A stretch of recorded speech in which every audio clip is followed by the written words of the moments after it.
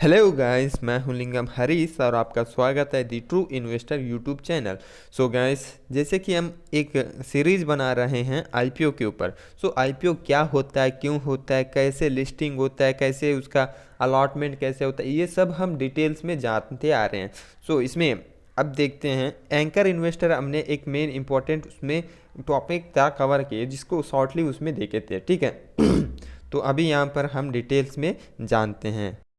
ये video start करने से पहले बता दूं कि ये वीडियो सिर्फ एजुकेशनल पर्पस के लिए बनाया गया है, ठीक है। So let's begin the video. So इसमें एंकर इन्वेस्टर्स कौन होते हैं? So anchor investors are the qualified institutional buyers, यानी कि ये क्यूआईबी के जो है, सॉरी, क्यूआईबी के होते हैं। मतलब ये एक क्वालिफाइड इंस्टीट्यूशनल बायर्स होते हैं। क्वालिफाइड इंस्टीट्यूशनल बायर्स मतलब ये बड़े बड़े जो कम इंस्टीट्यूट होते हैं, जैसे म्यूचुअल फंड होता है, प्रोविडेंट फंड होता है, ये सब जो है इंस्टीट्यूट्स को बोलते हैं। ये इनको बोलते हैं क्वालिफाइड इंस्टीट्यूशनल बायर्स। मतलब ये वेल एजुकेटेड, वेल क्वालिफाइड होते हैं, इसीलिए इनको क्वालिफाइड इंस्टीट्यूशनल बायर्स करते हैं, क्योंकि ये इंस्टीट्यूशंस होते हैं, म्यूचुअल फंड वगैरह ये सब इंस्टीट्यूशंस होते हैं, इसकी वजह से इंस्टीट्यूशनल बायर्स कहा जाता है, ठीक है। So anchor investor should have minimum जो है 10 करोड़, मिनिमम जो है 10 करोड़ आईपीओ में जो है पैसों को डालना पड़ेगा। यानी कि मिनिमम 10 करोड़ अगर किसी आईपीओ में कोई क्वालिफाइड इंस्टीट्यूशनल बायर पैसा डालता है तो उसको एंकर इन्वेस्टर बनाने का चांसेस रहता है, ठीक है। देन उसके बाद कंपनीज विद प्रॉफिटेबिलिटी रिकॉर्ड, यानी कि जो कंपनी ग्रोथ अच्छा देता है, जो अपना मतलब प्रॉफिट अच्छा रेगुलर ग्रोथ कर रहा है, जैसे कि अब देखिए पिछले साल, उससे पहले साल कितना जो है, अब एक साल में मतलब एक बार 20 करोड़ लाया था, उसके बाद 30 करोड़ लाया, उसके बाद 50 करोड़, अभी इसके बाद जो है 100 करोड़ लाया। मतलब ये क्या हुआ, 2021 का ये रिकॉर्ड है, और 2020 का रिकॉर्ड ये है, 2019 का रिकॉर्ड ये है, 2018 का रिकॉर्ड ये है। मतलब ये रेगुलर ग्रोथ कर रहा है, अच्छा ग्रोथ कर रहा है। ऐसे में जो है क्वालिफाइड इंस्टीट्यूशनल बायर का जो है आईपीओ में मैक्सिमम 50% तक जो है चांसेस, मतलब मैक्सिमम 50% जो है इनका रिजर्व रह सकता है। मतलब मैक्सिमम, इससे भी कम हो सकता है बट इससे ज़्यादा नहीं हो सकता, ठीक है। तो ये इनके लिए रिजर्व रखा जाता है। ये तो डिसाइड करता है कि इन्वेस्टमेंट बैंक ये डिसाइड करता है कि कितना परसेंट रखे, ठीक है। सो मैक्सिमम जो है इनको 50% तक जो है रिजर्व रखा जाता है, ठीक है। देन उसके बाद रिटेल कोटा में जो है 35% इसमें रहता है मिनिमम, ठीक है। मिनिमम, ज़्यादा से ज़्यादा ये और भी बढ़ा सकता है, लेकिन इससे कम नहीं हो सकता अगर कंपनी अच्छा ग्रोथ कर रहा है, अच्छा प्रॉफिट दिखा रहा है उस केस में, ठीक है।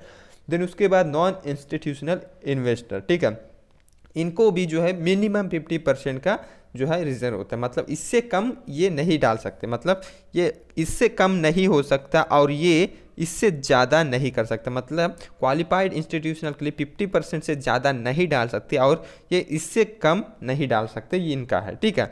सो अब इसके बाद हम देखते हैं companies with no profitability record, track record. मतलब जो कंपनी लॉस कर रहा है, जो कंपनी प्रॉफिट नहीं बना रही, जैसे जोमेटो जो है एक कंपनी है जो कि लॉस कर रहा था लेकिन उसका आईपीओ आया है मार्केट में, ठीक है। तो ऐसे कंपनीज में क्या होता है, इसमें क्यूआईबी को जो है 75% तक उनके रिजर्व रखा जा सकता है, ठीक है।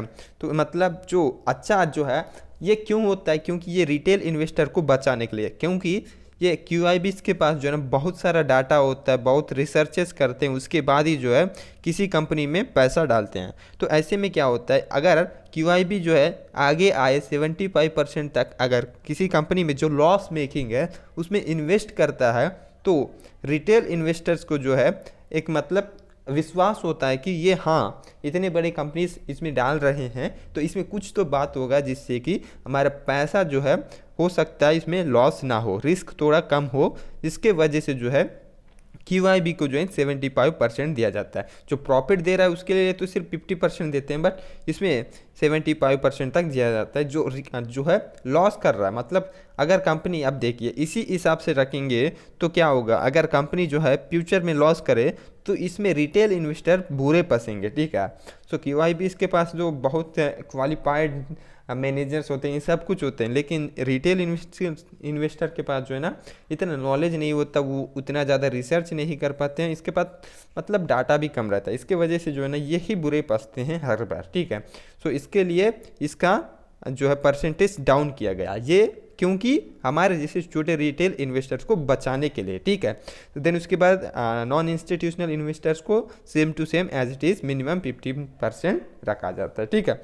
देन इसके बाद जैसे कि हमने पहले ही बात किया था, जो भी कंपनी है, अब QIB कोटा का जो है 50% जो है वो रिजर्व होता है, सॉरी 60% रिजर्व होता है एंकर इन्वेस्टर्स के लिए, ठीक है। एंकर इन्वेस्टर मतलब 60% रिजर्व होता है। अब जैसे समझ लीजिए कंपनी जो है 100 करोड़ जो है रेज करना चाहता है, ठीक, 100 करोड़ कंपनी रेज करना चाहती है, इसमें से जो है इस केस में देखिए, इस केस में अब अगर फर्स्ट केस में देखिए तो 50 करोड़ जो है ये QIB कोटा में जाएगा, यानी कि 50% मतलब ये 50% का मतलब 100 करोड़ का 50% 50 करोड़, ठीक है। अगर इस केस में देखें तो 75 करोड़ आएगा, ठीक है। तो इसका 60% मतलब, इसका देखिए 60% कितना होगा, 50 करोड़ का 60% मतलब 30 करोड़ होगा, ठीक है। और 75 करोड़ का 60% मतलब 45 करोड़ होगा। तो इतना जो है ये QIB कोटा जो इतना है ये सिर्फ और सिर्फ दिया जाएगा किनको, एंकर इन्वेस्टर्स को, ठीक है। बाकी जो बचा रहेगा वो किसको दिया जाएगा, वो दिया जाएगा अदर QIBs को, मतलब जो एंकर इन्वेस्टर्स नहीं होते उनको दिया जाएगा, ठीक है।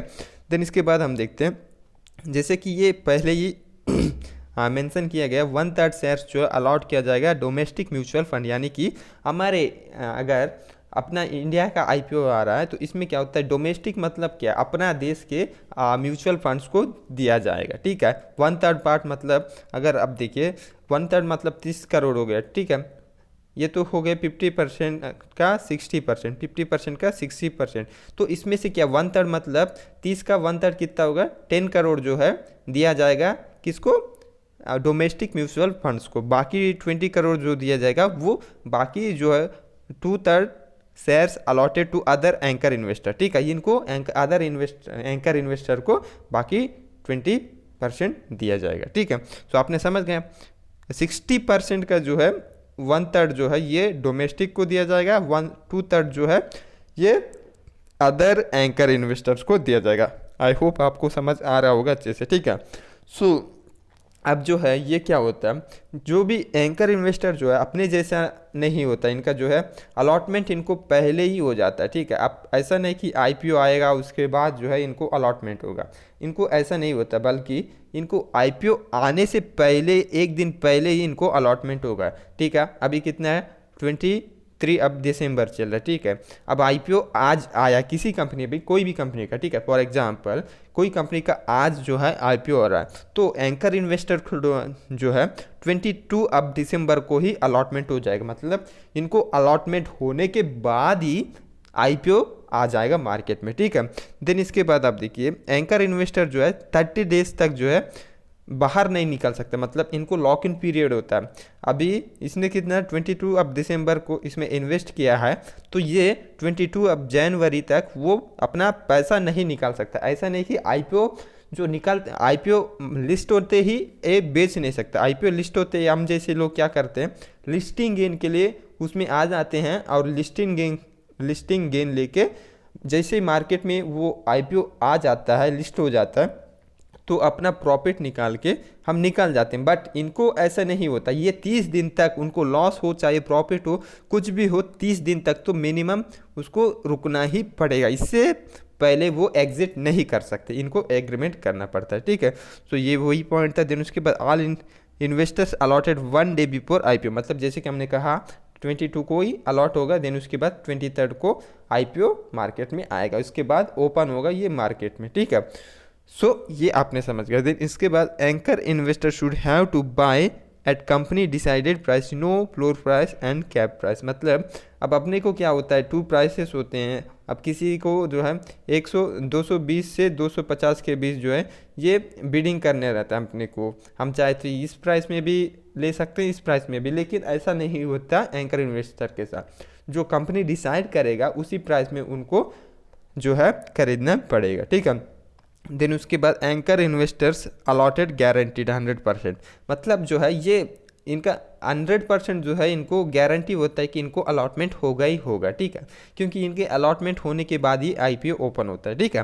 देन उसके बाद आईपीओ आप less than 250 crore are required to make allotment at least 5 and at most 15 anchor investor. यानी कि जो 250 करोड़ का अगर आईपीओ ला रहा है तो इसमें कम से कम 5 एंकर इन्वेस्टर्स होना जरूरी है, कम से कम, और ज़्यादा से ज़्यादा 15 एंकर इन्वेस्टर्स होना जरूरी है, ठीक है। मतलब ये 5 से कम नहीं हो सकते और 15 से ज़्यादा नहीं हो सकते, ठीक है। सो आप समझ गए, 5 से कम नहीं हो सकते और 15 से ज़्यादा नहीं हो सकते एंकर इन्वेस्टर्स, ठीक है। सो देन उसके बाद the demand in the anchor category, अगर the demand in the anchor category gives an indication to how successfully the IPO is likely to be।